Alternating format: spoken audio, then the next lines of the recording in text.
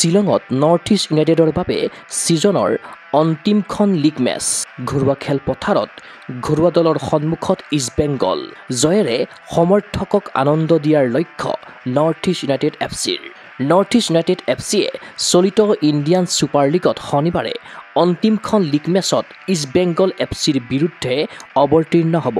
গুৱাহাটীৰ দলটোৱে ইতিমধ্যে প্লে অফত স্থান নিশ্চিত কৰিছে, কিন্তু প্লে অফ মেচত দলৰ প্ৰতিদ্বন্দ্বী তথা মেচখন খেলিব লগা স্থান এতিয়াও নিশ্চিত হোৱা নাই। শ্বিলঙৰ জৱাহৰলাল নেহৰু ষ্টেডিয়ামত শনিবাৰে মেচখন আবেলি 5 বজাৰ পৰা আৰম্ভ হ'ব। এয়া শ্বিলঙত নৰ্থ ইষ্ট ইউনাইটেড এফচিৰ তৃতীয়খন ISLৰ মেচ। ইয়াৰ পূৰ্বে মুম্বাই চিটি এফচি আৰু বেংগালুৰু এফচিৰ বিৰুদ্ধে খেলা উভয় মেচতে দলটো পৰাজয়ৰ সন্মুখীন হৈছে। সেয়েহে শনিবাৰৰ মেচ গুৰুত্বহীন যদিও নৰ্থ ইষ্ট ইউনাইটেডৰ লক্ষ্য শ্বিলঙৰ সমৰ্থকক জয়েৰে আনন্দ উপহাৰ দিয়া।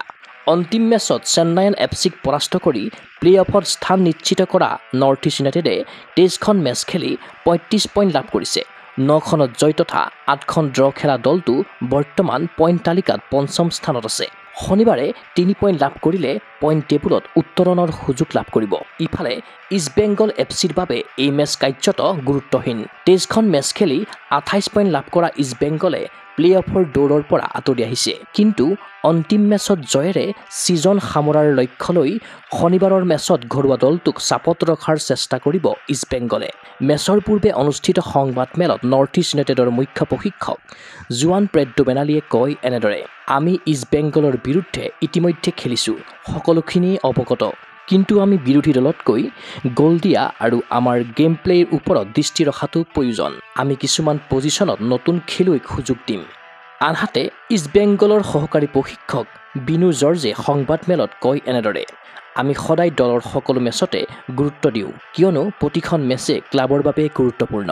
শনিবাৰৰ মেচৰ বাবে আমাৰ পৰিকল্পনা নিৰ্ধাৰণ কৰা হৈছে আৰু আমি সেয়া অনুসৰণ কৰাত মনোনিৱেশ কৰিম। উত্তৰ পূবৰ ফুটবল অনুৰাগীৰ আশা, চলিত ছিজনত ইতিমধ্যে প্লে অফত প্ৰৱেশ কৰা নৰ্থ ইষ্ট ইউনাইটেড এফচিয়ে নিজা অন্তিম লীগ মেচত সমৰ্থকক দিয়ক জয়ৰ আনন্দ।